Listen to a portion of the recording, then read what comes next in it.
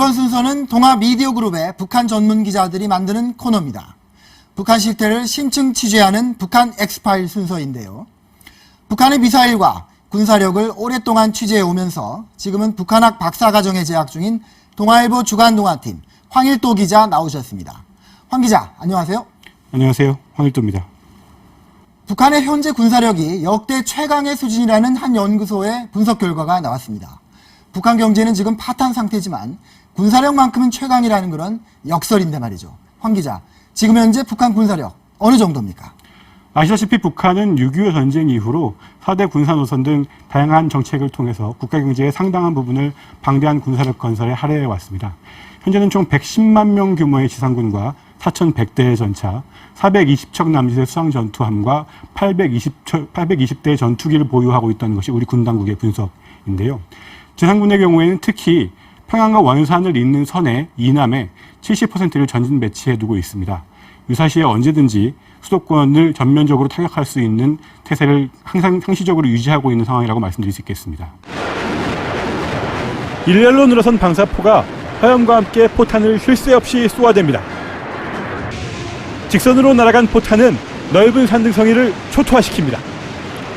유사시 수도 서울의 최대 위협이 될 북한 240mm 장사정포의 위력입니다. 수도권을 겨누고 있는 것만 200문으로 알려진 이 방사포는 휴전선 서부에서 서울은 물론 과천, 안양까지 사정권 안에 두고 있습니다.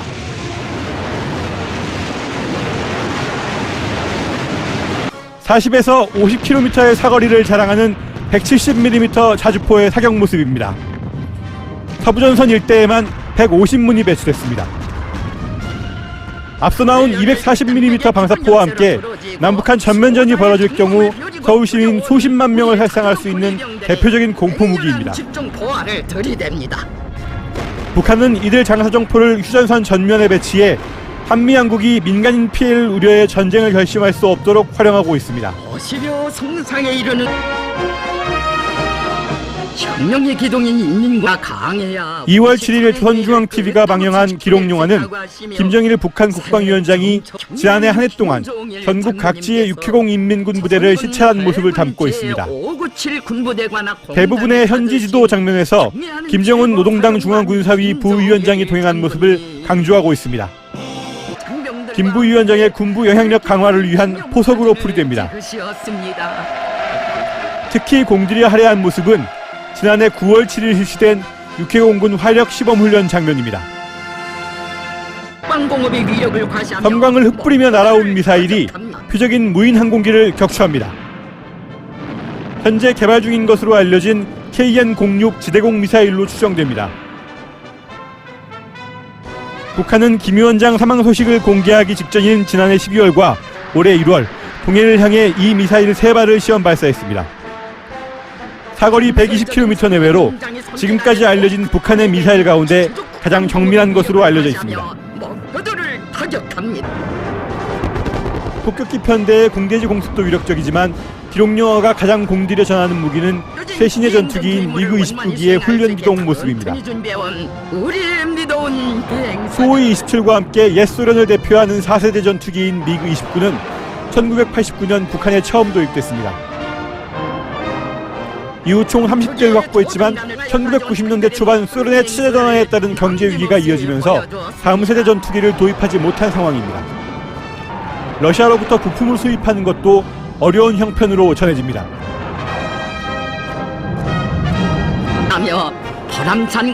가장 눈여겨볼 대목은 북한이 최근 강화하고 있는 특수전병력의 모습입니다.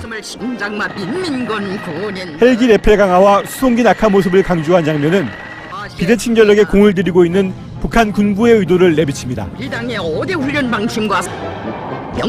유사시 후방에 침투해 서울의 지휘부를 혼란케 하는 게 이들 부대의 주요 목적입니다.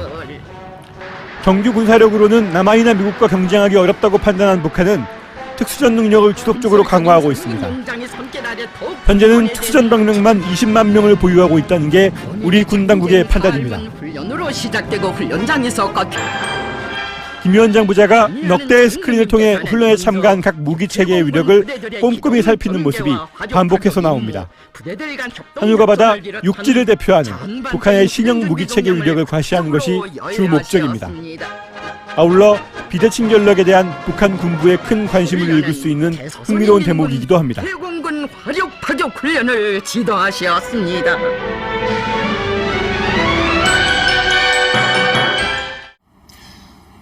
북한의 군사력, 영상을 보니까 심상치 않은데 말이죠. 지난해 5월인 것 같습니다. 북한이 서해 5도에서 불과 20km 떨어진 황해도 장산반도 일대 대규모 상륙정 해군기지를 건설하고 있다. 이런 언론 보도가 나왔고요. 이후에 황 기자께서 월간 신동아를 통해서 이 기지의 위성사진을 단독으로 보도하셨습니다. 최근 이와 관련된 새로운 소식들이 나오고 있죠. 예, 그렇습니다. 연평도 포격을 전후에서 착공한 것으로 보이는 서해 공기부양전 전진기지는 총 50척을 수용할 수 있는 규모인 것으로 판독이 됩니다. 다시 말씀드리면 유사시에 북한이 특수부대원 2천여 명을 수송해서 순식간에 100명도를 기습할 수 있다는 얘기가 되겠죠. 특히 이 위치는 원래 공기부양전 기지가 있었던 평안북도 철산반도에 비해서 서해 북방 한계선 쪽으로 150km가량 가까워진 위치입니다. 더군다나 강하구로 깊숙이 들어가 있는 위치이기 때문에 우리 측 레이더가 그 이동 상황을 사전에 탐지하기가 매우 어렵습니다. 계산을 해보면 15분에서 20분밖에 이걸 감지해낼 시간이 없다는 뜻이 되겠죠. 군 당국은 최근 위성사진 판독을 통해서 이 기지가 완성됐다는 사실을 확인하고 이에 대비하는 작전 계획을 준비하고 있는 것으로 알려져 있습니다. 그렇군요. 황 기자, 앞서 살펴본 영상이나 공기부양전 기지를 놓고 볼 때 말이죠. 최근 북한이 가장 중점적으로 강조하고 있는 군사력은 어떤 분야일까요? 천안함이나 연평도 사건과 같은 한반도 유사 상황에서 우리에게 가장 큰 위협이 되는 북한의 무기체계, 무엇이라고 생각하십니까? 예, 앞서 살펴본 북한의 합동사격훈련 영상에서 대규모 정규전 병력 대신에 특수전 병력의 활용을 강조하고 있다고 말씀드린 바가 있는데요. 이는 1990년대 이후로 북한이 기존의 재래식 전력 대신에 대량 살상 무기나 비대칭 전력에 초점을 맞춰서 군사력을 강화하고 있다는 사실과 맥락이 닿습니다. 소련의 붕괴에다가 경제난이 이어지면서 막대한 예산을 투입해서 첨단 무기를 늘려가 나가는 전통적인 방식의 군비 경쟁이 불가능해졌기 때문이겠죠. 한 예로 2008년에 한국국방연구원이 국가정보원의 의뢰를 받아 실시한 연구에서는 미군을 제외하고도 남측의 전력이 북한보다 10%가량 우세하다는 평가가 나오기도 했습니다. 한마디로 말씀드리면 남한이 너무 잘 살게 됐기 때문에 북한에서 돈으로 승부할 수는 없게 된 것이고 그래서 상대적으로 돈이 적게 드는 비대칭 전력을 통해서 균형을 맞추려고 하는 것이라고 말씀드릴 수가 있겠습니다. 네. 영상에 나오는 미사일 개발이나 장사정포의 전진 배치 역시 모두 이러한 맥락에서 해석할 수가 있습니다. 그렇군요. 북한이 핵이나 생화학 무기의 개발에 열을 올리고 있는 것도 같은 배경이겠군요. 문제는 이에 대비하기 위해서 남측에서도 이전보다 훨씬 더 많은 국방비를 쏟아부어야 하는 현실인데요. 이에 대비하기 위해서 우리 측의 전력 증강 사업의 비용이 어마어마하지 않습니까? 예, 그렇습니다. 이를 가리켜서 전문 용어로는 비대칭 전력의 레버리지 효과라고 하는데요. 좀 어렵게 들리기는 합니다만 간단히 말씀드리자면 북한이 예를 들어 10억을 들여서 비대칭 전력을 강화할 경우 우리는 이에 대응하기 위해서 그의 10배, 많게는 수십 배의 돈을 들여서 새로운 무기체계를 도입하게 된다는 뜻입니다. 북한이 이를 일종의 레버리지, 다시 말씀드리면 지렛대로 쓰고 있다는 얘기가 되겠죠. 고안포 공기부양전 기지만 해도 건설 비용은 아마도 수십억에 불과할 것으로 추산이 됩니다만 한국군은 서해 도서 지역의 기습을 막겠다는 명목으로 약 2조 원을 들여서 신형 아파치 헬기 36대를 도입할 계획을 갖고 있습니다. 특히 심각한 부분은 이러한 차이가 남북 간의 경제력 격차를 능가하는 수준이라는 겁니다. 경제력 규모는 우리가 북한의 30배가 넘고 군사비만 따져도 3배가 넘는 돈을 쓰고 있습니다만 오히려 한국군이 언제나 예산 부족에 시달리는 듯한 이상한 현상에 시달리는 거지요. 그렇군요. 그렇다고 북한의 비대칭 전력 강화에 대응하지 않을 수도 없고 참 우리로서는 쉽지 않은 딜레마인 것 같습니다. 어떻게 보면 일종의 함정에 빠진 것이라는 생각도 들고요. 이를 해결할 수 있는 어떤 방법이 있을까요? 우선 북한의 비대칭 위협이 확인될 때마다 새로운 대응 타격 무기를 도입하려고 하는 기존의 패러다임에서 벗어날 필요가 있습니다. 레이더나 정찰기 혹은 신경망에 해당하는 전술 지휘 자동화 체계, 즉 C4I 체계를 효율화해야 한다는 거겠습니다. 이렇게 되면 이미 갖고 있는 자산의 활용도를 높일 수가 있게 되고 적은 비용으로도 훨씬 큰 효과를 얻을 수가 있게 되겠죠.